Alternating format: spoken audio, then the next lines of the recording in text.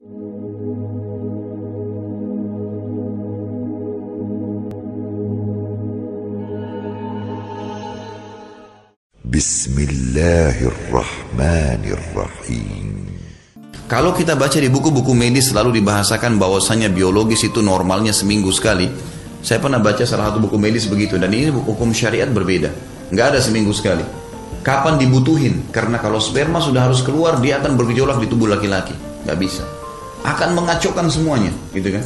Bahkan kalau sampai pada puncaknya dia berani melakukan perbuatan-perbuatan yang berbahaya hanya karena masalah sperma tertampung. Ini bahaya sekali. Kasus banyak laki-laki memukul istrinya. Kasus banyak laki-laki berkata-kata kasar. Kalau ditelusurin permasalahannya cuma satu. Biologisnya bermasalah dengan istrinya. Karena masalah itu. Gitu kan? Kembali ke masalah ini.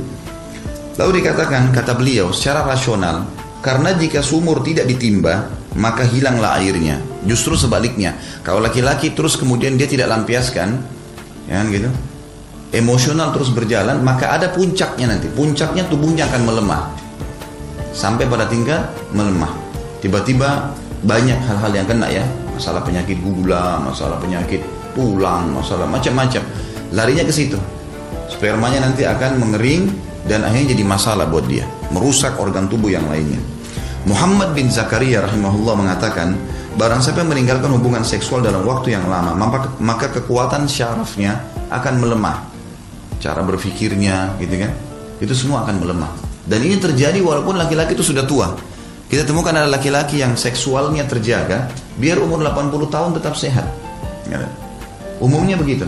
Dan kalau yang sudah jarang, sudah sampai ada yang sampai bertahun-tahun bahkan tidak menyentuh lagi istrinya, maka dipastikan ini bermasalah buat dia. Baik itu mungkin mengganggu pola cara berpikirnya, urat-urat sarafnya melemah, banyak penyakit yang kena dan segalanya. Alirannya tersumbat, gitu kan, dan kemaluannya tidak berfungsi lagi. Lama-lama tidak akan berfungsi. Ia mengatakan, aku melihat segolongan orang yang meninggalkan hubungan seks karena sejenis kezuhudan, atau sering disebutkan oleh orang-orang sufi takasyuf. Takasyuf ini tidak usah berhubungan biologis sama istri, tidak usah nikah, untuk zuhud. Ini salah ini, ya, ini salah. Seperti yang dilakukan oleh pastor di Katolik, nggak usah kenal perempuan. Akhirnya apa yang terjadi? Umumnya mereka masih umur 50, 45, 50 yang tidak pernah sama sekali menikah, ini justru stres, gila, penyakit, masalah semuanya, atau kelihatan sangat tua wajahnya, gitu. Subhanallah, ada kasus lapangan teman ayah saya. Beliau cerai sama istrinya, beberapa tahun tidak menikah, gitu kan, masih hidup masya Allah sampai sekarang. Dia cerita, dia bilang semenjak dia mungkin 4-5 tahun cerai nggak nikah, dia bilang saya bawa obat, dia bilang sama saya bawa obat ini, obatnya banyak, satu kresek gitu, macam-macam, antibiotik lah, vitamin lah, inilah, obat untuk saraf ini, macam-macam, penuh, mungkin ada 10 obat. Dia bilang saya minum terus.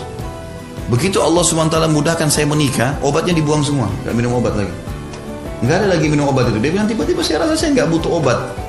Ini contoh kasus lapangannya. Ternyata dengan dia melampiaskan biologisnya, hilang penyakitnya. Fitrah seperti itu.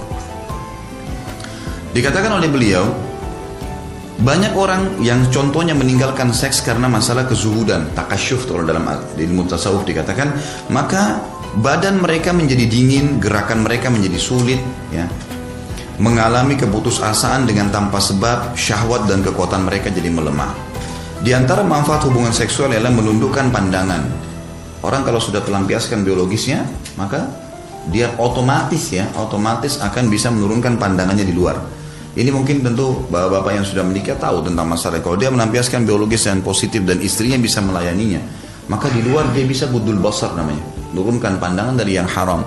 Bahkan subhanallah sampai pada tingkat seperti apapun fitnah perempuan di depan mata dia tidak terpengaruh. Tidak terpengaruh. Tapi kalau tidak terlampiaskan, biar nenek-nenek jadi cantik. Loh iya, itu berbahaya. Ini sudah fakta lapangan, gitu kan? Jangan dibayangkan. Jadi nggak usah bilang gawat. Ini kata-kata gawat ini dibayangkan. Menahan diri. Di sini dikatakan di antara manfaat hubungan seks, manfaatnya adalah ia menundukkan pandangan, menahan diri dan mampu memelihara diri dari keharaman.